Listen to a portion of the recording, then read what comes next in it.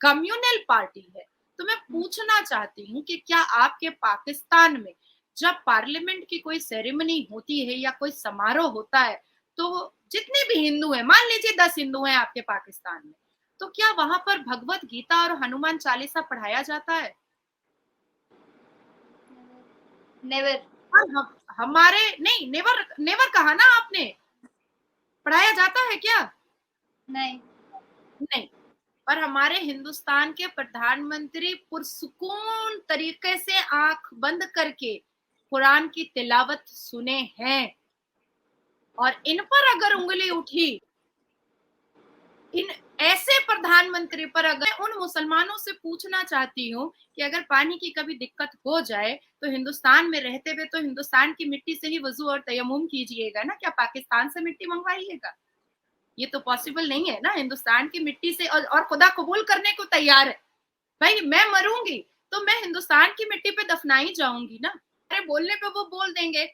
देखिए Japan Hiroshima में गांधी जी के स्टेचू की स्थापना रखी गई, और जितने वहां पर हिरोशिमा और जापान के जितने भी एम्बेसडर थे और मिनिस्टर लेवल के लोग थे, मिनिस्टर्स थे, वो हाथ जोड़ करके उन्होंने प्रार्थना किया गांधी जी के सामने। एक वक्त था कि आज भी लोग घड़ियां खरीदते हैं तो उसमें 10-10 का कांटा लगा रहता है। ये वही हिरोशिमा और जापान है जहां पर शांति के लिए, क्योंकि गांधी जी को हम क्यों क्या बोलते हैं, शांति का प्रतीक बोलते हैं। हम फादर ऑफ नेशन को हमारे बापूजी को किस तरीके से पुकारते हैं? पीस के तरीके से पुकारते हैं। तो जापान जैसी जगह पर गांधी जी के स्टेचू का स्थापना रखा है कि आपको जो समझना है आप समझ लीजिए।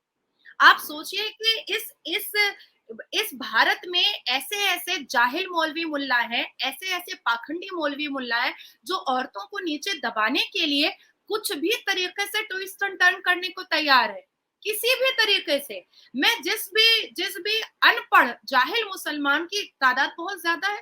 भाई सच्चर कमीशन का रिपोर्ट है, हिंदुस्तान में सच्चर कमेटी की रिपोर्ट है, ये बिल्कुल भी नहीं चल रही है। आप भी अग्री करेंगे। देखिए आप एक न्यूज रिपोर्टर है, डेफिनेटली सवाल करने का आपका पूरा पूरा हक है, लेकिन डिक्टेटरशिप आप मुझे एक बता दीजिए जहां पर दिखाया गया है। देखिए जो हमारा है वो तो हमारा है। पाकिस्तान की सरकार ने बहुत सारे हथकंडे अपनाए, बेवकूफाना हरकतें की उन्होंने। श्रीनगर में, कश्मीर में G20 की मीटिंग को रोक ली, और ये नहीं जाएगा, ये बिल्कुल नहीं जाएगा, ये कभी नहीं जाएगा। इनको समझ नहीं आ रहा है कि ये दलदल में फंस चुके हैं। इनके पास कोई रास्ता नहीं है बाहर निकलने का। पर सिर्फ एक मात्र एक चीज है इनके पास, घमंड, ईगो। इसके अलावा और कुछ बचा नहीं है। अंदर तरीके से ये भी जानते हैं कि इनकी पोजीशन जो है वो इख्तिताम पे पहुंच चुकी है, खत्म पे पहुंच।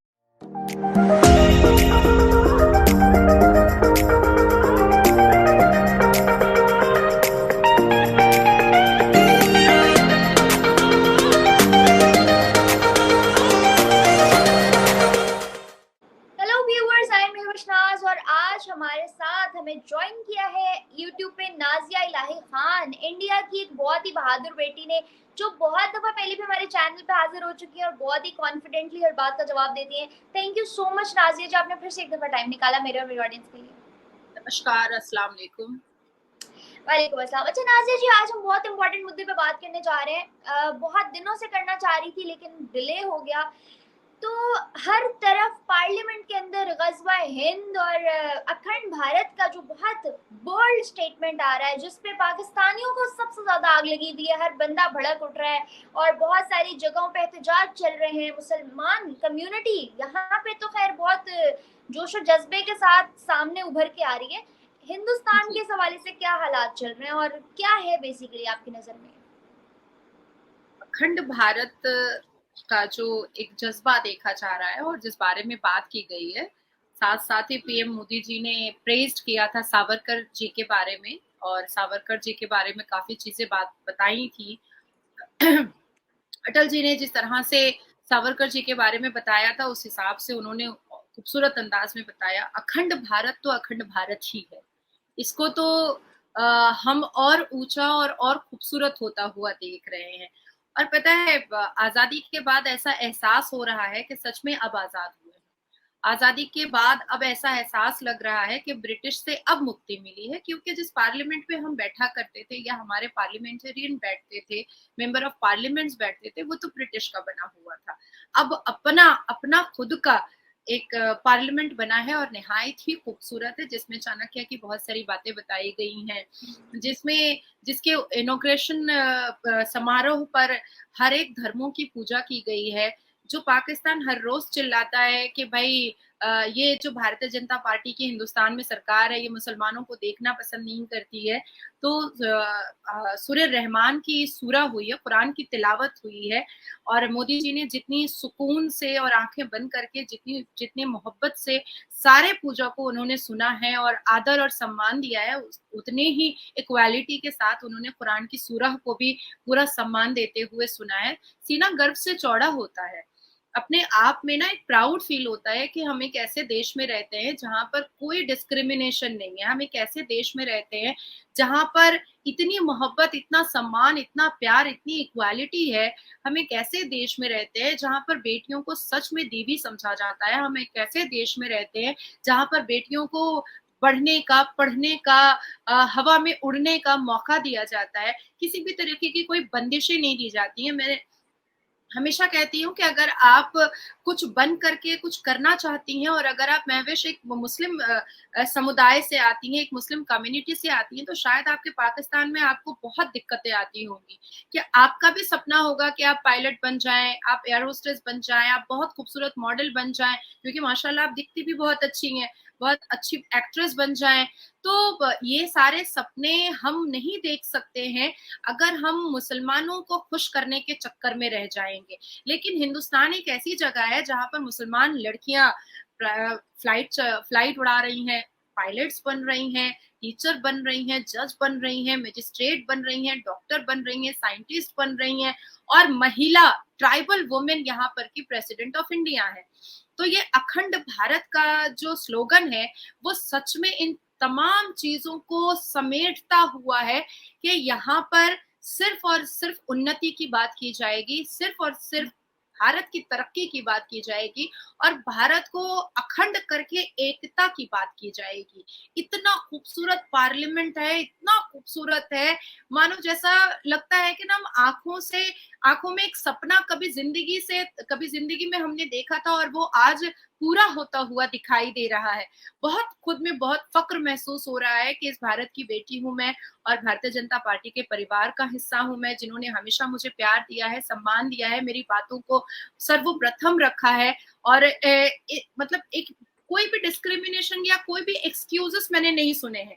मैंने 3 तलाक का मुद्दा उठाया, जिस पर भारत के प्रधानमंत्री ने भी उसको मुद्दा बनाया और कहा कि हाँ 3 तलाक बंद होना चाहिए।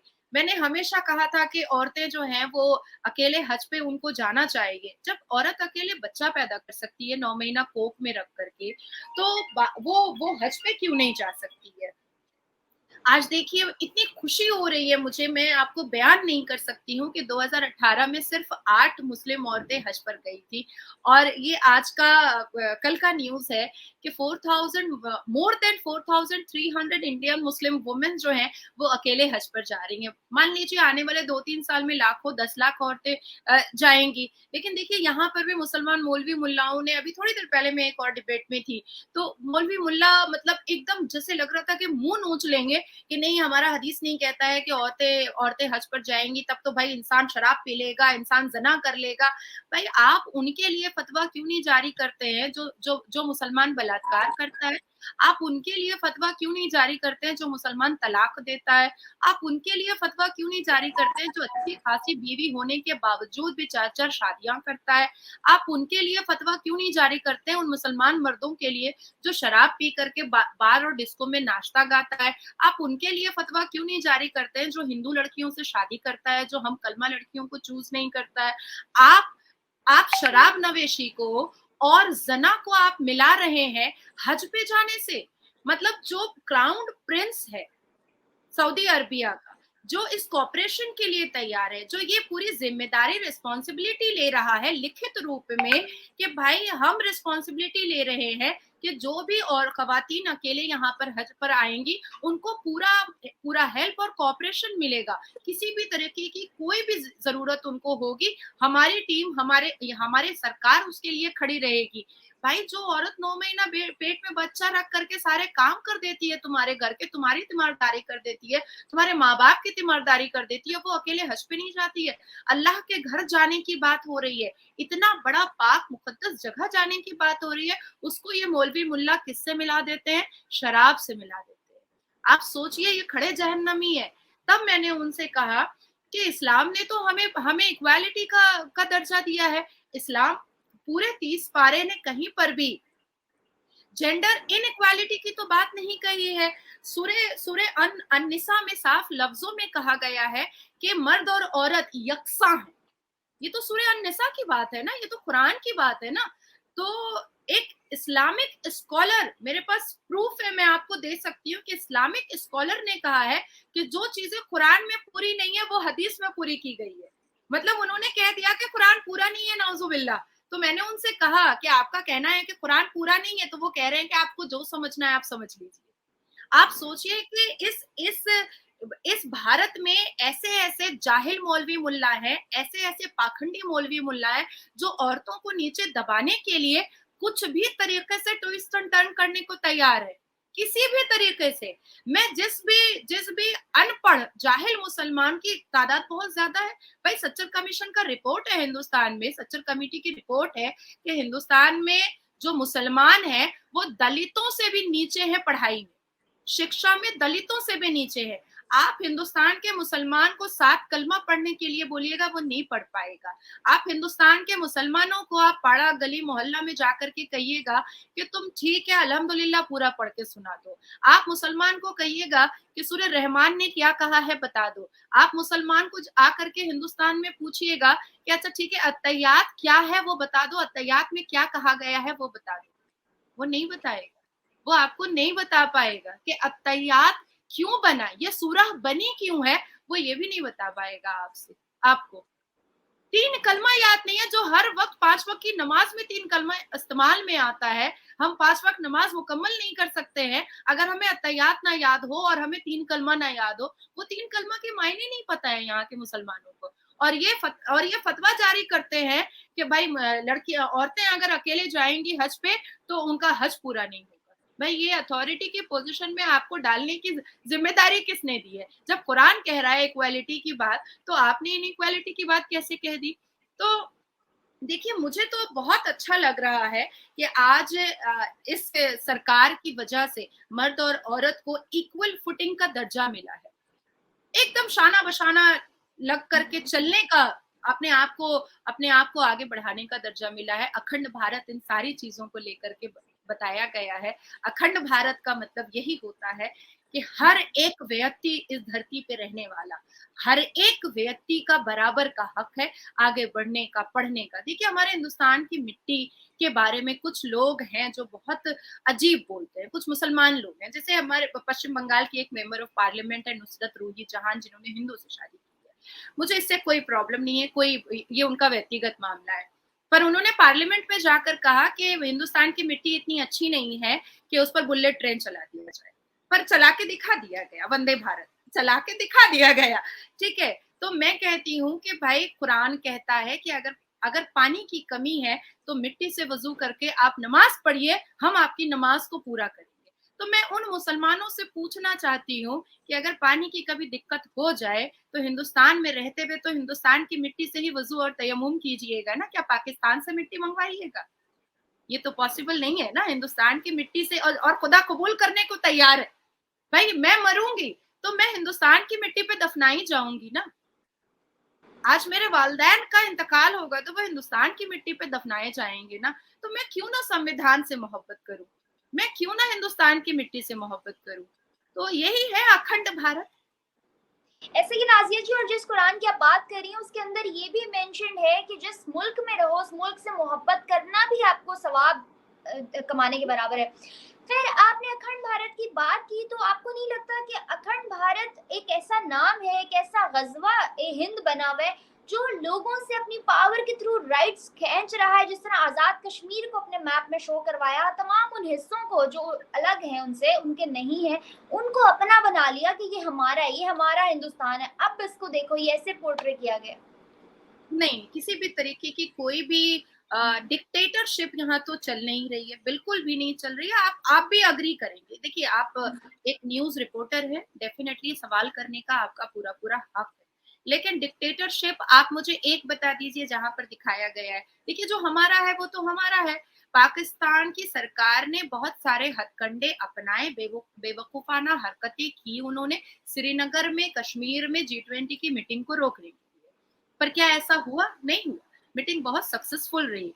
अब मैं अपने वालदैन को अपना ना बोलूं तो किसी और का, पराया का बोल दूं। अब मेरे मम्मी वालदैन को अगर कोई दूसरा आकर के मम्मी और पापा बोल देगा तो वो मुंह पर कह सकते हैं कि हाँ हाँ हाँ बेटा, हम तुम्हारे भी, लेकिन है तो नहीं ना। डीएनए टेस्ट कराया जाएगा तो पता चलेगा वो मेरे ही वालदैन है। तो नाजिया जी, पीओ अगर इसी बात में आपने अभी पीओके बोला, इसी तरह अगर पाकिस्तान की रगों को देखें, पाकिस्तान की शाहरग देखें, पाकिस्तान के लोगों को देखें, तो उनकी रगों में खून की जगह कश्मीर दौड़ता है। वो आज भी कहते हैं कश्मीर हमारा है, हम लेके रहेंगे। जिस तरह अब तो खैर भारत ने तो बहुत बड़ा कदम ले लिया कि मैप पे ही शो करा दिया आजाद कश्मीर हमारा है। तो इन सिनेरियोस पे क्या बोलेंगे? देखिए, जो फिर मैं कहूंगी कि अमित शाह जी ने पार्लियामेंट के अंदर एक बात कही थी, कश्मीर हमारी जान है और हम अपनी जान को अपने अपने से अलग नहीं कर सकते हैं। और हमारे फॉरेनर मिनिस्टर जो हैं डॉक्टर जयशंकर, उन्होंने साफ लफ्जों में गोवा में जो G20 की मीटिंग हुई थी तो उसमें उन्होंने साफ लफ्जों में कह दिया था कि 370 की बात अब इतिहास हो चुकी है, अब तो पीओके की बात होगी। अब तो इंडिकेशन तो वहीं पर मिल गया था। मुझे नहीं पता कि आपके पाकिस्तान के लोग समझ क्यों नहीं पाते, मदबुद्धि थोड़ी सी कम है या माथा थोड़ा सा कम चलता है। तो ये बात तो 2022 से कंटिन्यूड पार्लियामेंट के अंदर भी की जा रही है, अलग अलग चैनलों के सामने भी किया जा रहा है। पाकिस्तान के फॉरेन मंत्री जब बिलावल भुट्टो यहाँ पर आए हुए थे तब उनके सामने भी कह दिया गया था। सेकेंड डे जब G20 की जो मीटिंग हुई थी, उसके सेकेंड डे जब प्रेस कॉन्फ्रेंस हुआ था तो आपके ही पाकिस्तान की एक रिपोर्टर ने पूछा था तो उन्होंने साफ लफ्जों में डॉक्टर जयशंकर जी ने कह दिया था कि अब तो 370 तो इतिहास हो चुका है भाई, अब तो पीओके की बात होगी। तो हमें अपने ऊपर, अपनी आर्मी के ऊपर, अपने डिफेंस मिनिस्ट्री के ऊपर इतना ज्यादा भरोसा है ना कि हम जानते हैं कि जो हमारी चीज है उसको लेकर उठाकर आना कैसे है।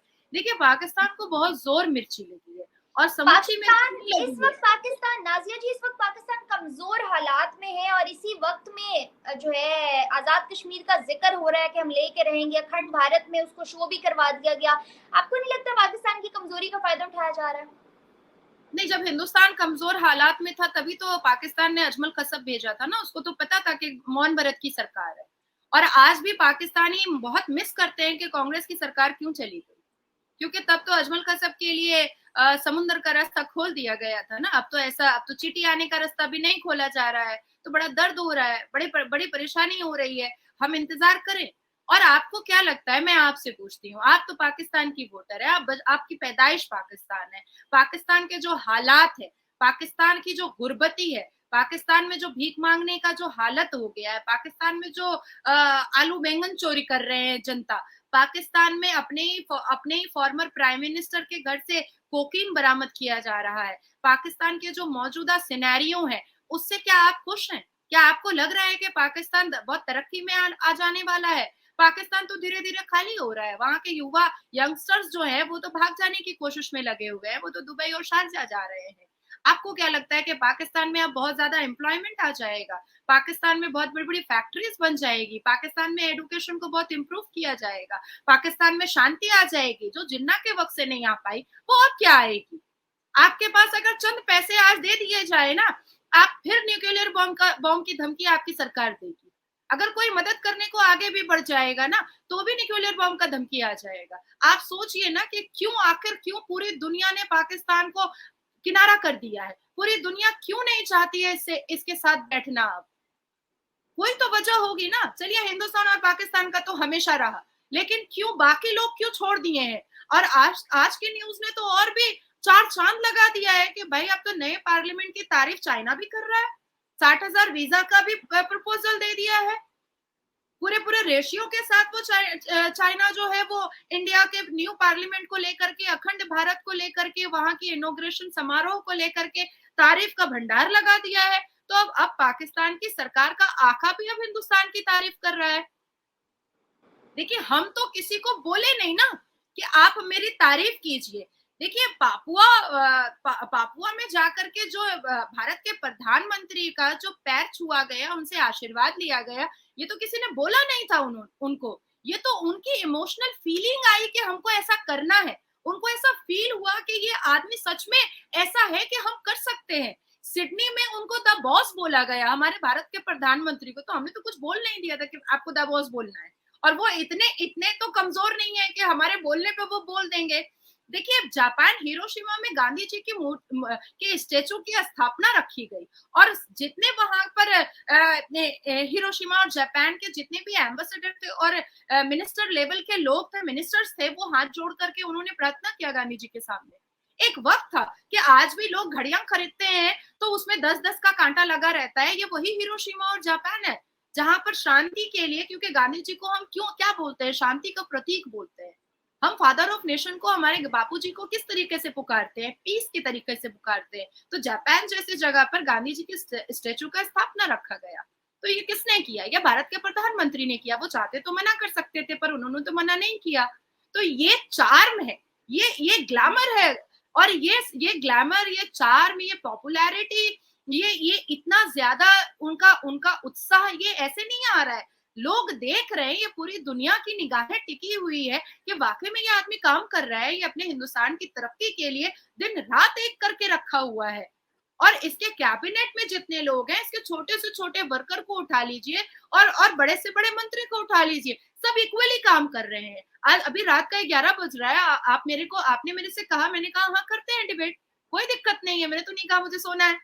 तो ये जो आराम, नेपोटिज्म, बादशाहियत, ये जो मुगल की तरह पड़े रहना, सुस्ती में रहना, कुछ नहीं बोलना, काम नहीं करना, ये जो चीजें थी ना, ये कभी हुआ करती थी। ये मोदी जी की सरकार है। ये पॉसिबल नहीं है। यहाँ है कि जैसे चौकीदार पूरे पूरे अपार्टमेंट के लिए चौकीदारी करता है, उसी तरीके से हम चौकीदार हैं, और सबके साथ, सबके विश्वास के साथ हम लोगों को उनकी हिफाजत के लिए दिन रात जाग करके मेहनत करनी है, और पूरे परिवार को, पूरे हिंदुस्तान के परिवार को अखंड भारत के अंदर खुश रखना है और तरक्की याफ्ता बनाना है। नाज़िया जी, आज हिंदुस्तान पावरफुल है, मोदी जी का बहुत नाम है, हर तरफ बोलबाला है, हिंदुस्तान का सिक्का चलता है, तो चाइना भी तारीफ करने पे मजबूर हो गया। मगर पाकिस्तान अभी भी बज़द है, कुछ नहीं बचा, मगर फिर भी अना के हाथों मजबूर है। क्या कहेंगे? देखिए, ये तो जन्मसिद्ध अधिकार है मुसलमानों का। ईगो जो है वो जन्मसिद्ध अधिकार है। कुछ है जो चेंज हो जाते हैं, कुछ है जो बज़द रहते हैं कि हम चेंज नहीं होंगे, हमको चेंज नहीं होना है। ये तो उनका उनका प्रॉब्लम है। देखिए, आप हिंदुस्तान भी आ जाइएगा तो यहाँ के भी एक गुट है मुसलमानों का जो बज़द है कि हमको औरत को अपने पैर की जूती बनाकर रखना है, हमको औरत को सिर्फ बच्चा पैदा करने की मशीन बना के रखना है, हमको औरत को नौकरानी बनाकर रखना है। तो ये जो एक एडममेंट और स्टबर्न नेचर है, वो पाकिस्तान का है, बिल्कुल है। और ये नहीं जाएगा, ये बिल्कुल नहीं जाएगा, ये कभी नहीं जाएगा। इनको समझ नहीं आ रहा है कि ये दलदल में फंस चुके हैं। इनके पास कोई रास्ता नहीं है बाहर निकलने का। पर सिर्फ एक मात्र एक चीज है इनके पास, घमंड, ईगो। इसके अलावा और कुछ बचा नहीं है। अंदर तरीके से ये भी जानते हैं कि इनकी पोजीशन जो है वो इख्तिताम पे पहुंच चुकी है, खत्म पे पहुंच चुकी है। ये ड्रामा अब खत्म हो चुका है। हमारे लिए किसी भी तरीके से पाकिस्तान से कोई तुलना ही नहीं है। हम आसमान है, वो जमीन है।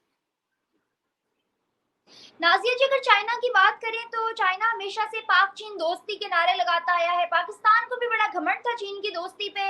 हर दूसरी जगह पे कहीं रोड्स के प्रोजेक्ट्स चल रहे हैं, तो कहीं सीपेक जैसी चीजें, मतलब हर जगह डिफरेंट प्रोजेक्ट्स चल रहे हैं। और चाइना पाकिस्तान के साथ अपना फ्लैग जोड़ना अपना बड़ा जो है ना जाती मफाद समझता था। मगर अब जहां बात आई उनकी अपनी, और उन्होंने G20 को पाया तकमील तक पहुंचते देखा कि बहुत अच्छे तरीके से सफल हो गई है, तो उन्होंने भी रंग बदल ली। अब क्या होगा पाकिस्तान?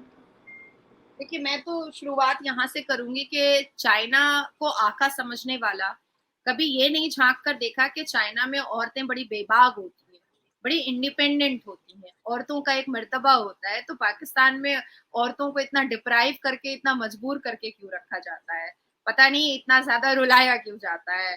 तो मैं कहना चाहूंगी कि देखिए, आप तो, आपकी सरकार तो कोविड जैसे क्रिटिकल सिचुएशन पर भी चाइना पर ही डिपेंडेबल थी।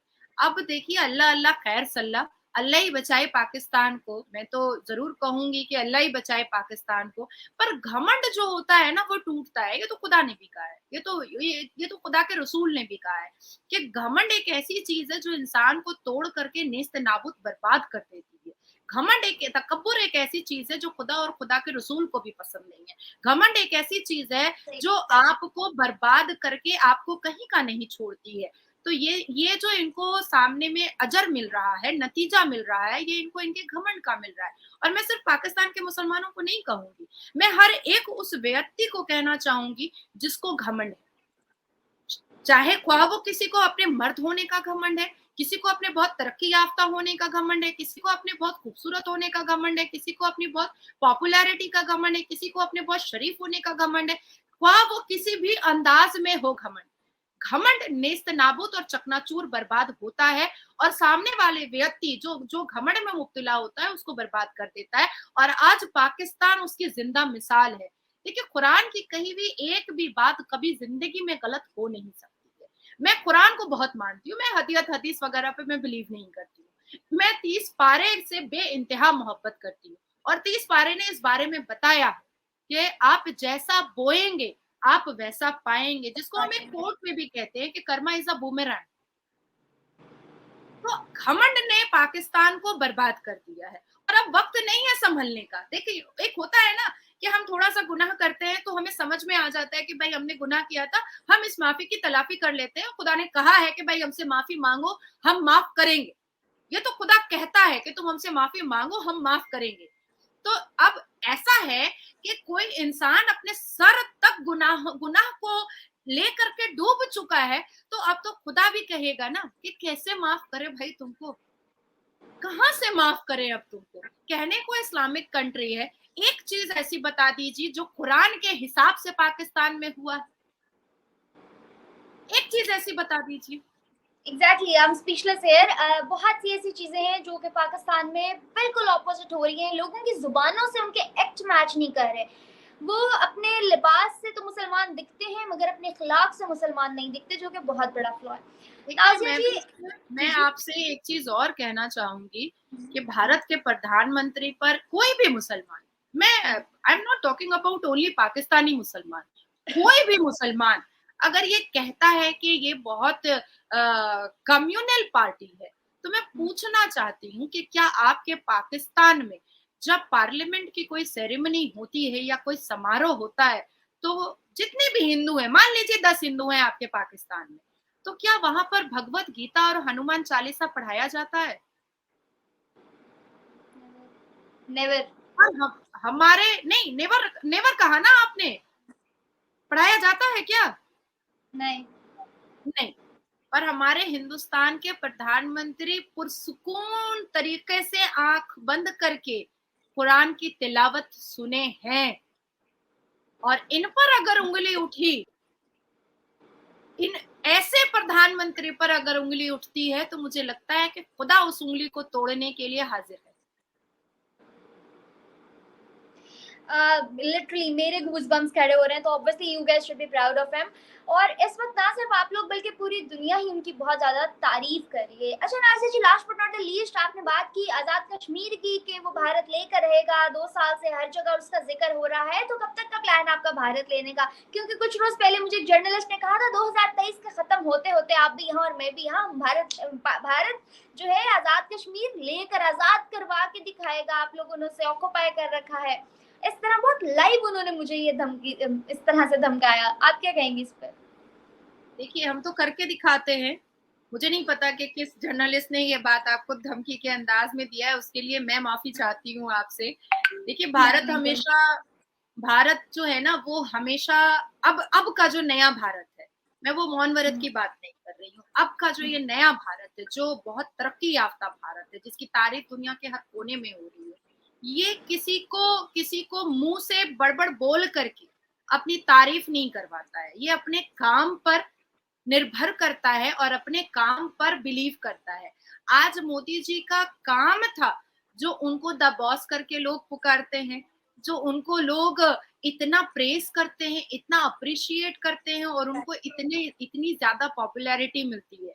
हमने हमने किस तरह से मुंह को बंद रख करके अग्नि 5 और मुर्मुगांव का लॉन्च किया।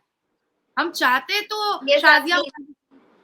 शाजिया मर्री की तरह हम रोज उछल के बोल सकते थे, अरे हमारे पास भी मुर्मुगांव आ रहा है, हमारे पास भी अग्नि 5 आ रहा है, पर हमने नहीं किया क्योंकि हमें नहीं करना था, हमारा नेचर ऐसा नहीं है। हमारे भारत के प्रधानमंत्री के साथ जो लोग काम करते हैं ना, उनका जो एथिक्स है, उनका जो रूल रेगुलेशंस है, उनकी जो मेंटालिटी है, बहुत शांत दिमाग की है। हम सब अपने काम पर सिर्फ विश्वास करते हैं। जब हम कोई फाइल बनाते हैं ना, और उसको जब तक ऑर्डर नहीं आ जाता है कोर्ट से, तब तक हम उसके बारे में कोई बात नहीं करते हैं, कोई बात नहीं करते हैं, विद प्रूफ ऑर्डर के साथ बात करते हैं। मैंने आपको एक छोटा सा एग्जांपल दिया है कि जब ऑर्डर आ जाता है तब हम कहते हैं कि हाँ ये ऑर्डर आया है देखो। तो हर चीज का प्रमाण देने के बाद फिर हम खुशियां मनाते हैं। मतलब आप ये कहना चाह रही हैं कि हम बोलेंगे कुछ नहीं, हम लेकर दिखाएंगे। चलें, बेस्ट ऑफ लक पाकिस्तानियों को भी और best of luck to Indians as well. Thank you so much Nazia ji for your time and hopefully discussion was so great. Audience को भी बहुत मजा आया होगा, मुझे तो बहुत इंटरेस्टिंग लगी। नेक्स्ट फर्दर सेशंस में भी मिलते रहेंगे और हमेशा की तरह टाइम देने के लिए thanks once again. Thank you so much guys for watching और सपोर्ट करते रहें इसी तरह। मेरे चैनल को लाइक सब्सक्राइब और बेल आइकन को क्लिक करना बिल्कुल मत भूलिएगा। मुझे और मेरे गेस्ट को दें इजाजत। अल्लाह हाफिज़।